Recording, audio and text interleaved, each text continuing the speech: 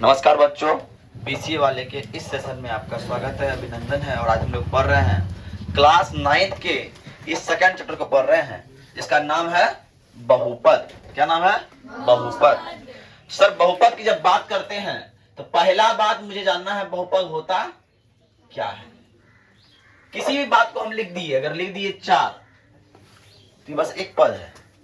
लिख दिए 4 plus x तो ये 2 पद हो गया।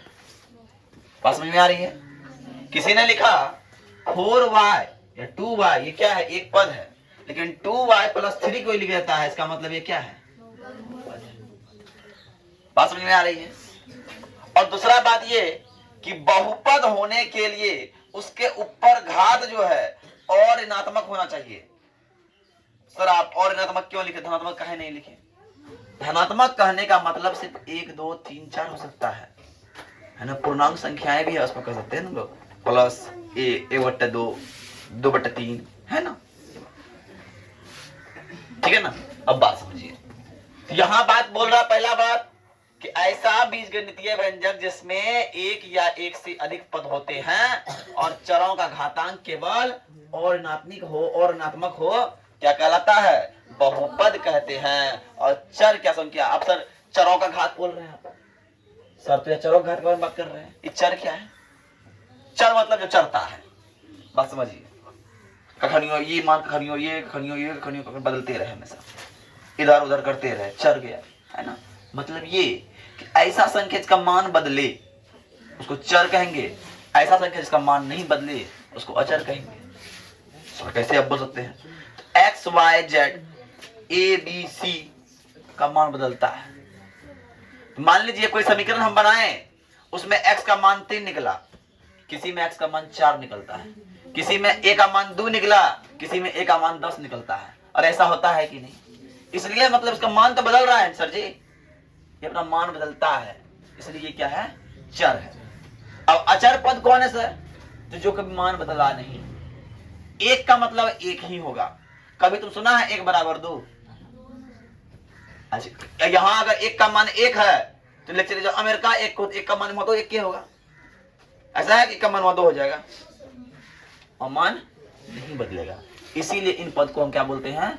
अचर पद बोलते हैं, और उसको चर पद बोलते हैं। बात क्लियर? अब आते हैं सर, पदों के आधार पर भी हमको बोला बहुपद को बांट दिया। कोई बोला एक पदी बहुपद, द्विपदी बहुपद, त्रिपदी बहुपद। कैसे त्रिपदी? जे बहुपद में एगो पद वो हो गया एक पदी, जे बहुपद में 2 गो पद वो हो गया द्विपदी, और जे बहुपद में 3 गो पद वो हो गया त्रिपदी। देखिए आपको दिख रहा होगा ये सब बहुपद में क्या बहुपद है? एक के पद, एक के पद, एकरा में एक पद 2 पद, एक पद 2 पद, एकरा में 1 2 3 1 2 3 है कि नहीं? इसलिए हो गया ये त्रिपदी बहुपद। अब जब बहुपद जान गए तो पहले जानना बहुपद का घात। घात क्या होता है? बहुपद का घात क्या होता है? बोले सर इसमें सब में घात है, सब तो घात है, बहुपद घात स्पेशल काहे नाम दिए? तो मतलब ये कि एक बहुपद के चर के अधिकतम घात वाले बहुपद को घातांक का बहुपद का घात कहते हैं। बात समझिए।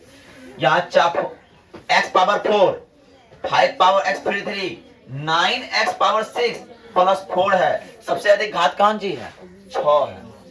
इसीलिए अगर इस बहुपद का घात ज्ञात करने बोले तो घात कितना होगा?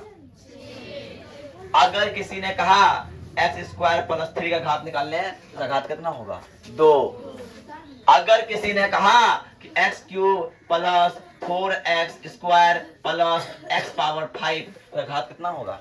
5 होगा। बात समझ में आ रही है? अब आते हैं घात के आधार पर बहुपद को बांट दिया गया है। कुछ आधार पर, घात के आधार पर। जेकरा ऊपर एगो घात उसको बोलते हैं हम रैखिक बहुपद। क्या बोलते हैं? रैखिक बहुपद। एक घात मतलब अगर हम लिखे हैं x तो इसका मतलब इसके ऊपर एक है, इसका मतलब इसके ऊपर एक है, इसीलिए ये क्या है? रैखिक है। अब किसी ने लिखा x प्लस 2, इसके ऊपर भी एक है, इसलिए क्या है? x प्लस 2 रैखिक बहुपद है। क्या है? जिस बहुपद के का घात कितना हो? 1 रैखिक। जिस बहुपद का कितना हो? 2, है ना। द्विघात जिसका कितना हो 3, त्रिघात जिसका कितना हो 4, चतुर्घात, और इसके बाद वाले को कोई नाम दिया नहीं गया। चतुर्घात को बोलते हैं वर्ग, द्विवर्ग भाग, द्विवर्ग बहुपद। क्या बोलते हैं?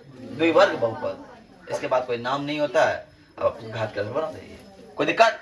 और अंतिम चीज है गुणांक किसे कहते हैं? किसी चर पद के आगे लगे अचर पद को गुणांक। कोनो चर पद के आगे लगे अचर पद को क्या बोलते हैं? गुणांक कहते हैं, है ना। कौन है देखो तो, है ना। किसी चर पद के आगे लगे अचर पद क्या बोलते हैं? गुणांक कहते हैं, है ना। अब बात समझिए, अब बात समझिए अचर पद क्या होता है।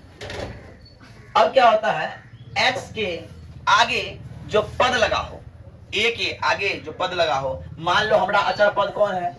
x है। अब इसके आगे कोई चीज लगा हुआ है? लगा हुआ है, कुछ नहीं है तो 1 लगा हुआ। अगर कोई बोले इसका गुणांक कितना होगा सर, तो इसका गुणांक 1 होगा। कितना होगा? 1। और किसी ने कहा कि 2y + 3, तो यहाँ y का गुणांक क्या होगा सर? तो y के क्या लगा हुआ है? 2, तो y का गुणांक कितना हो गया? बोलो, बात समझ में आई? बोलो ऐसे नो। और ये सब कॉन्सेप्ट को समझ के आइएगा, तब तो कल सवाल बनेगा, अन्यथा सवाल। तो कोई बोले सर घात निकाल के आप निकाल लोगे ना, है ना। अब आते हैं, समझ में आ गया? तो कोई बोले कुछ तो निकाल लोगे ना। इसीलिए तो कल इसको थोड़ा समझ के पढ़ के आइएगा। और होमवर्क ले लीजिए, आप लोग का होमवर्क है आज का होमवर्क ये है कि इसका पूरा लिखा है, इसका रिवीजन चाहिए, है ना। उसके बाद हिंदी इंग्लिश तो लिखना ही है, और प्लस मैथ रिवीजन करना है आपको 1.6 और 1.2, 1.1